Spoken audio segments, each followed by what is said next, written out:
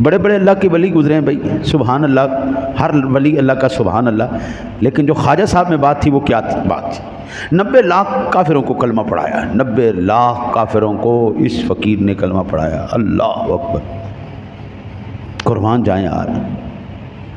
حضرت بندہ، میں نے زندگی میں صرف 60 لوگوں کو کلمہ پڑھایا ہے، اور میں اپنے آپ کو بڑا ترم خان سمجھتا ہوں جناب، میں نے 60 کافروں کو مسلمان کیا۔ 90 لاکھ کافروں کو جس نے کلمہ پڑھایا ہونا ہے، اللہ نے کیا شان عطا کی ہونی اس کو۔ خواجہ صاحب رحمۃ اللہ تعالیٰ علیہ سے سوال کیا گیا، خواجہ صاحب یہ بتائیے کہ یہ کرم کیسے ہوا آپ کے اوپر؟